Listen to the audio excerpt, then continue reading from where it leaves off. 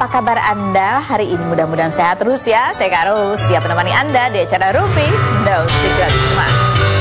Hari ini ditemani oleh Daniel di pojok sana dan tentunya sudah hadir beberapa bintang tamu yang akan berbagi ceritanya. Tapi sebelumnya kita ke pojokan dulu. Yuk kita bahas apa sih yang lagi ramai di luar sana diperbincangkan. Banyak sekali menuai pro dan kontra. Hei, di sana jangan berisik ya. Oke, dia ganggu konsentrasi aja ya. Kalau Anda di rumah boleh berisik. Kita akan pojokan untuk bahas apa sih yang lagi ramai diperbincangkan. Baik sekali menuai komentar-komentar pro dan kontra, baik itu untuk hal-hal yang datang dari dunia nyata maupun dari dunia maya. Ada berita apa? Yang lagi ramai adalah seputar lamarannya Salsabil. Namanya apa sih? Salma Salsabil. Salma Salsabil ini adalah idol tahun 2000, juara idol tahun 2023 gitu ya. Kenapa jadi rame? Kan tunangan, harusnya kan kabar bahagia ya kan. Masalahnya adalah karena fansnya itu nggak ada yang tahu kalau Salsa ini ternyata pacaran sama yang tunangan sama dia kemarin. Padahal yang tunangan itu juga sama-sama jebolan idol di tahun yang sama. Cuman kan Salsa itu juara 1. Nah, calon suaminya itu adalah yang urutan ke-9 gitu kan ya. Nah, sementara itu sepanjang 2023 sampai awal 2025 ini itu fansnya itu menduga dan menjodoh-jodohkan si Salma ini sama Roni. Bahkan punya apa julukannya si Shipersnya itu namanya apa sih? Aduh, Salmon. Apa sih? Gak tahu deh. Iya ya, Roni kan. Kalau Roni itu kan juara 3-nya ya. Juara 3-nya, terus ada banyak video-videonya yang apa segala macam. Sehingga tuh mereka ngerasa kayak kegocek gitu kayaknya. Iya kan? Nah, ini videonya viral, muncul di mana-mana pas pertunangannya itu segala macam. Ada banyaklah kekecewaan netizen ya. Terus ada pula juga yang karena ini viral bingung, terus ada netizen juga yang sering banget ini muncul di FYP yang Pak bingung. Ini siapa sih sebenarnya? Coba kita lihat seperti apa. Ada apa? Video atau foto pertunangannya? Oke. Dan ini yang bikin ini juga salah satu yang memicu keriuhan adalah salah seorang makeup artis itu posting. Dia bunyinya posting. Jadi dia yang memake upi si Salma. Bunyinya adalah H-1 jam baru dikabarin untuk make upin klien dan kliennya adalah Salma. Jadi kan seolah-olah kayak, hah? Dadakan nih? Ada apa nih kok dadakan ya? Gitu kan. Tapi padahal udah bukan diralat ya, diberi keterangan tambahan oleh sang makeup artis bahwa yang dimaksud itu adalah sebenarnya di kontaknya udah jauh-jauh hari, cuma dirahasiain dia siapa yang mau di make upin. Baru setelah H-1 jam baru dia tahu yang mau di make upin itu Salma. Mbak sih salah itu kalimatnya. Nih kan H-1 jam baru dikabarin untuk make upin klien. Salah, harusnya kalimatnya itu adalah H-1 jam baru tahu kalau yang di make upin itu Salma. Ini kan ada beda arti ini loh ya nggak sih? Makanya kan udah keburu ribut ya netizennya. Oh, jadi itu yang jadi salah temanya. Nggak tahu deh salah siapa ya. Aku kan cuma benerin grammar. Nah, coba kita lihat juga ini. Aduh, reaksi netizennya dan fansnya itu luar biasa ya. Bahkan sampai ada akun fanbase-nya itu yang undur diri, gitu ya. Dia nggak marah nggak apa, cuman ya udahlah gitu ya kan. Ada lagi yang fansnya pokoknya pentolan fans base-nya gitu ya. Ditanya, Salsa tunangan ya? Dia kaget bingung gitu. Jadi banyak fansnya itu yang merasa kesel karena ngerasa kok mereka nggak tahu gitu. Kalau aku nggak tahu ya wajar ya kan. Karena mereka kan fans ya, harusnya fans kan juga lebih mendapatkan berita tangan pertama gitu. Coba kita lihat seperti apa live-nya Nabila temannya Salma. Oh, ini temannya Salma apa fans base-nya sih? Temannya sama Nabila. Oh iya. Iya. Nabila siapa? Oh, juara 2-nya. Oh, dia aja temannya juga nggak tahu. Ya kalau temannya nggak tahu juga nggak apa-apa. Kan dia nggak diundang. Kalau keluarganya nggak tahu, nah itu baru masalah. Coba kita lihat berikut. Oke, ini ada akun fanbase-nya yang undur diri ya. Coba kita lihat bunyinya adalah, aduh. Akun ini dibuat sebagai bentuk kepedulian dan rasa cinta kepada idola kami Salma Salsabil. Akun ini diharapkan dapat sedikit membantu perjalanan karya-karya Salma melalui radio dan dengan tujuan untuk beriringan kita berjumpa dalam perjuangan yang sama. Beberapa hal sebagai tujuan sudah tercapai meskipun masih kurang lengkap. Semoga sesuatu yang sedikit telah kami lakukan bisa diterima sebagai bentuk rasa cinta kami. Kami pamit. Tidak perlu mencari tahu atau menduga alasan apapun, karena apapun itu tidak mengurangi sedikit pun rasa bangga dan kepercayaan kami terhadap kualitas seorang Salma Salsabil gitu ya. Semoga sehat selalu gitu. Ya, sedih amat sih sampai begitu ya, bener ya, namanya fans ya, oke ya. Ada juga komentar netizen. Oh, tapi Salsabila sudah menjawab juga. Ada reaksinya lah dari Salma ya, melalui sosial media, apa namanya? Bukan sosial media, itu platform chat namanya Discord. Oh, platform chat namanya Discord. Biasanya game, lini, Oh, konser semuanya juga di sana. jadi itu chat tapi di Discord itu bisa bikin fanbase juga. ya. Aduh, ibu-ibu nggak tahu, mohon maaf. Aduh, gatek banget ya namanya apa? Discord. Ya, dia ngomongnya begini. Silakan Mbak Penny aja. Ini aja. Makasih ya, makasih doa baiknya, makasih ucapan-ucapan baiknya untuk gue dan Diman. Ini Diman itu nama calon suaminya ya. Terima kasih sudah mencintai karyaku dan pilihanku sebagai manusia. Tidak ada yang berubah setelah ini. Untuk teman-teman yang mau jalan bareng gue sampai hari ini, tolong sabar sedikit lagi. Ada something yang gue kasih buat kalian, katanya gitu. Apapun narasi di luar sana, tidak perlu menghabiskan energi untuk menggubris. Stay waras aja dan percayalah gue happy banget gitu dengan caps lock nih ya. Satu lagi, lu keren, lu semua keren. Sampai bertemu di kebahagiaan yang lain. Dan apa? Oh, dan I love you so much. Ini hitam soalnya ya, backgroundnya hitam. Oke, ini komentarnya yang kebaca di sini. Padahal udah biasa di ghosting, tapi tetap aja nungguin. Ini fansnya mungkin merasa di ghosting. Ada juga yang bilang gini, Salma, kan kamu ramenya di Instagram, kenapa nggak nulisnya di Instagram? Kenapa nulisnya di Discord gitu ya? Komentar netizen coba kita baca semuanya. Ya, ini ada fansnya Salma juga yang di Rumpi. Itu gimana komentarnya? Kita nggak minta komentarnya Bang Dili ya. Oh, dia lagi patah hati. Oh, oke, baik. Banyak yang patah hati ya. Apa yang dilakuin beneran nunjukin value dia sampai mana? Imo, in my humble experience. Kurang haknya ya. Kalau Imo dong tuh apa? Imo. Dia sangat tidak setara dengan idola gue yang talentnya segede itu, secakep dan sebaik itu. Maksudnya dia tuh siapa calonnya? Tunangan orang kok diributin, urus aja diri sendiri. Yang berikutnya komentarnya kita baca. Kenapa gak karir dulu ya, masih muda? Karena usianya masih 22 gitu ya. Yang berikutnya nggak apa-apa loh jalan hidup dia ya kan. Salma siapa sih? Tolong, nggak TikTok isinya dia semua katanya gitu. Ini terlalu banyak disensor sampai artinya aku bingung ya. Oke, yang berikutnya. Sal, gue gak tahu lagi akan bagaimana ke depannya. Gue izin buat menata hati. Waduh, kacau balau hatinya. Dan ruang kecewa gue dulu ya. Kalau lo bahagia, semoga lo beneran bahagia ya, Sal. Ini jangan-jangan ya. Jangan-jangan anak Rumpi nih ya kan. Semoga lo gak lupa dengan semua mimpi-mimpi Salma kecil. Semoga lo bisa lebih menghargai lagi keberadaan fans ya, katanya gitu. Yang berikutnya ada lagi. Fans aneh sampai ngurusin ranah pribadi. Jodoh lu sini gua atur dah. Udah kayak Tuhan aja ngatur-ngatur jodoh orang. Kalau misal jodohnya itu gimana ya? Ya oke, baik. Yang berikutnya ada lagi bis. Kayaknya ya tapi itu sih reaksi yang wajar ya. Kalau seorang idola gitu ketika dia, karena banyak orang yang merasa bahwa Sal kok fansnya nggak dikasih tahu, padahal fans itulah yang kan mereka kan kompetisinya kan berdasarkan pemilihan juga gitu kan, dukungan. Kenapa nggak diberilah apa istilahnya, jangan kagetan mungkin gitu kali ya. Itu satu. Dan kedua mungkin ya karena mereka itu sudah ada juga akun-akun yang nge-shipnya adalah Salma sama yang lain. Dan emang nggak pernah kelihatan kalau dia itu sama si Diman, padahal pacarannya udah sejak 2 tahun yang lalu katanya, ya kan? Which is itu sebelum idol-idolan gitu. Kok dibiarkan? Kenapa dibiarkan misleading gitu kali gitu. Makanya hanya konten semata. Fanbase-nya kesel karena nggak dikasih tahu. Oh, merasa kegocek gitu ya. Ya, itulah dunia hiburan ya. Namanya itu adalah dunia maya. Yang kita lihat belum tentu adalah hal yang sebenar-benarnya. Tapi asal itu bisa membuat bahagia, ya bahagia. Tapi kalau buat kesel, ngapain juga. Oke, kita langsung menuju ke bintang tamu kita yang pertama. Ini dari dunia nyata ya.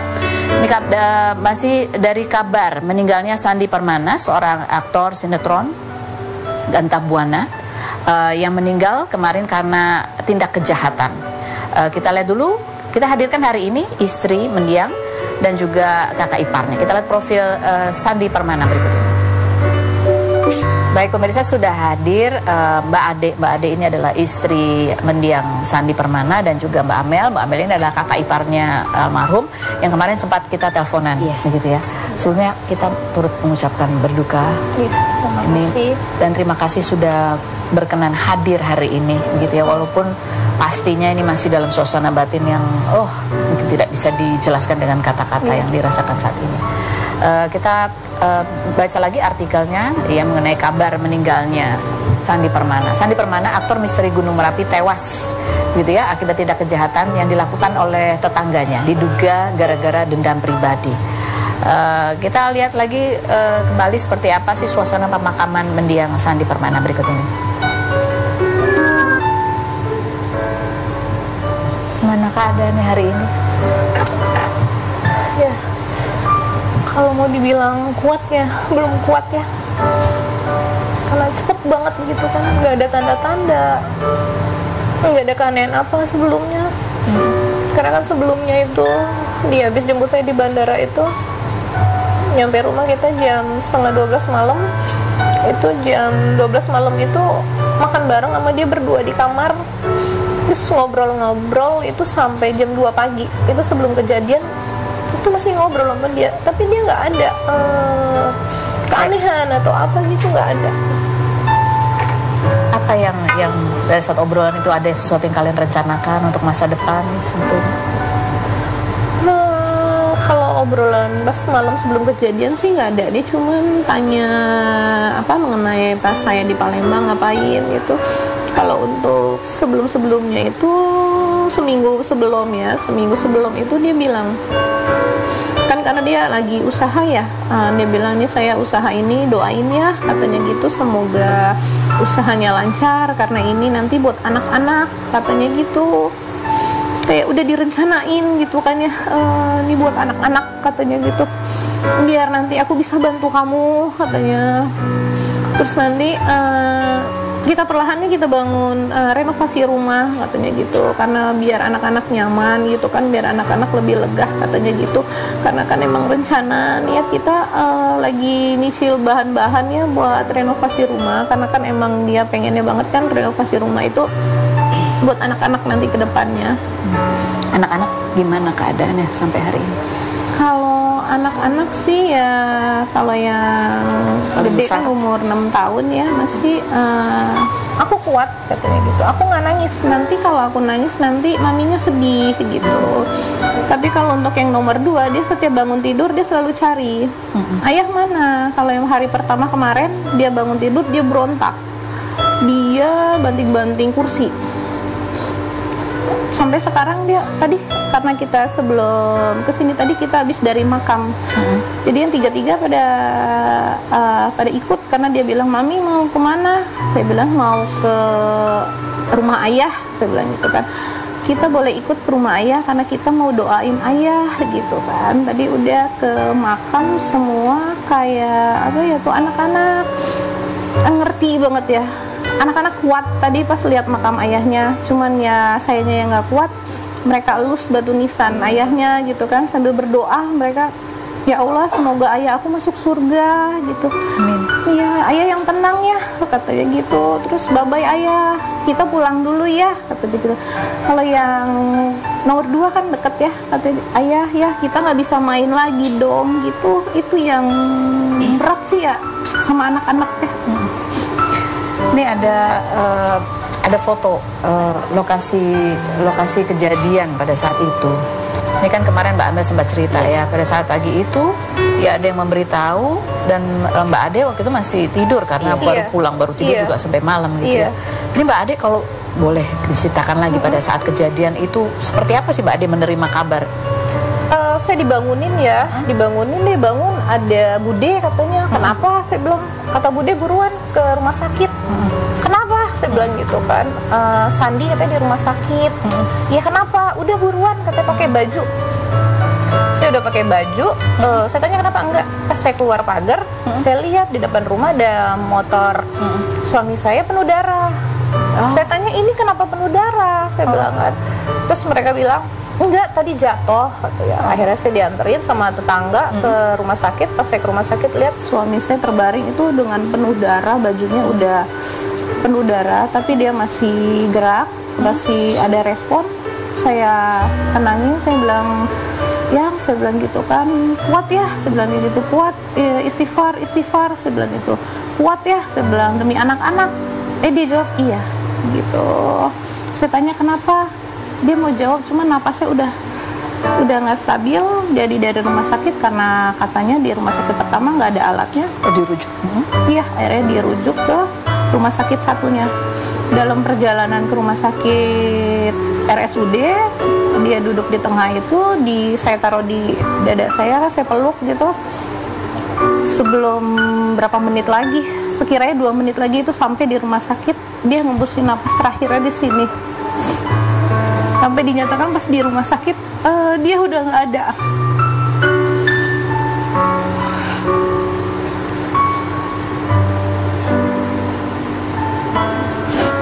Almarhum sempat mengungkapkan pesan-pesan terakhirnya? Nggak ada. Karena kan emang nggak ada tanda-tanda ya. Karena begitu cepat dia pergi. Biasanya kan dia kalau misalnya mau kemana-mana, mau pergi itu pasti selalu izin, selalu bangunin saya. Pada saat kejadian dia nggak bangunin saya. Karena kan biasanya kalau dia pergi, biasanya kan ke belakang ya kasih makan ayam dia. Kalau misalnya dia lama pulang itu biasanya saya susulin. Kemana ini lama gitu kan. Nah, rencananya itu hari Minggu itu kita mau pergi liburan ke Bandung, ngajak anak-anak. Malamnya saya tanya, jadi ke Bandung? Jadi katanya kan, terserah katanya, kalau kamu nggak capek nggak, saya bilang gitu. Kita jalan subuh ya, saya bilang gitu, biar nanti lama di Bandungnya. Nggak usah katanya, jam 11 aja dia bilangnya. Karena saya masih ada yang mau saya siapin katanya kan, karena dia buat usaha bakso itu. Maka saya bilang, aduh kenapa dia nggak ikutin kata-kata saya. Tapi ya itulah, udah namanya takdir ya. Kalau lihat di lokasi kejadian ini, jauhkah dari rumah atau dekat? Enggak, dekat. Dekat? Jadi paling 100 meter dari rumah. 100 meter? Iya. Dan almarhum tuh sempat lari katanya, lari dan menyebut iya. Siapa yang melakukan katanya kejahatan. Sih dia setelah udah penuh darah itu dia sambil jalan, katanya kan pegang yang bekas luka itu sambil jalan, dia minta pertolongan kan, pertolongan di sebelah gang itu kan karena ada perawat ya, dia minta pertolongan, cuma perawatnya nggak ada. Kebenaran di gang itu ada salah satu warga, jadi mungkin dia bertanya kan kenapa, terus dia nyebutin nama pelaku. Nama pelakunya? Iya, nama pelaku. Oke, dan ya kan dari beberapa keterangan juga disebutkan bahwa sebelumnya 3 bulan yang lalu memang sempat ada cekcok. Cekcok sih enggak ya, karena terus waktu itu ada seperti forum rapat RT gitu kan, forum rapat warga gitu. Terus? Kan. Jadi ya mungkin forum rapat itu mungkin ada salah satu yang memberikan pendapat kan, komentar tentang minum-minuman gitu ya. Maksudnya kan kita kan kasih arahan nggak boleh gitu untuk minuman karena kan ada anak remaja. Nah, terus si pelaku ini nggak terima gitu, katanya mungkin ini pembahasannya beda di luar dari itu ya, kan namanya kita aspirasi warga ya, bebas berpendapat gitu. Jadi yang kalian tahu cuma sebatas kejadian itu aja, dan itu pun sudah lama. Itu pun sudah 3 bulan yang lalu. Jadi apa yang mendorong kejadian pada saat hari Minggu itu tidak ada yang tahu atau apa gitu ya pemicunya? Enggak ada yang tahu. Tapi kalian kenal dekat sekali dengan istri? Kenal banget. Dengan pasangan ini dekat sekali. Seperti apa sih? Maksudnya terduga pelaku ini apa memang orang yang emosional? Sepertinya. Karena kan pelaku ini dia orangnya tertutup, nggak pernah ngomong. Kalau kita berpapasan sama, pokoknya bukan sama saya aja, sama semua warga, kalau berpapasan sama dia itu tidak bertegur sapa. Oke, tidak bertegur sapa. Tidak bertegur Dan sapa. ini ada keterangan bahwa katanya terduga pelaku ini juga pernah jadi salah satu kru film juga. Iya, kru film dia. Di tempat yang sama. Beda. Almarhum bekerja. PH Jadi beda. PH beda. Seperti itu. Iya. Dan kenal sama istrinya kan? Kenal. Sesudah kejadian ada keluarga dari pihak sana yang datang kah atau Tidak ada. Tidak ada. Tidak ada. Dan ini kan kenal katanya. Iya. Dan bahkan istrinya teman saya. Teman, dan bahkan yang ikut memperkenalkan Mbak Ade. Iya, dengan dulu saya awalan tuh saya yang jodoh-jodohin adik saya kan. Karena kan rumah saya tuh rumah korban, pelaku, sini rumah saya. Oh, jadi deketan banget. Jadi kan waktu dia ini kan sering bolak-balik Jakarta gitu kan. Suka nginep gitu, Jumat pulang gitu. Nah, jadi saya sama istri pelaku itu jodoh-jodohin. Tuh ada tuh cowok kayak gitu. Setelah kejadian ini rumah pelaku masih pindah ke belakang. Pindah ke belakang beda satu gang. Setelah kejadian? Iya, enggak lama. Udah lama sih itu. Udah lama pindah, jadi tidak hadap-hadapan ya? Iya, nggak pasca kejadian ini keluarga masih ada rumahnya, masih ditempati oleh? Masih ada di situ, dia numpang misalnya di situ rumahnya. Enggak, setelah kejadian masih ada? Ada, tapi udah sekarang udah semuanya keluarganya udah dibawa, istrinya kan katanya udah dibawa kemana? Dibawa sama polisi apa waktu itu? Oh, diminta keterangan. Ya, anak-anaknya dibawa keluarganya. Oh, anak-anaknya dibawa keluarganya.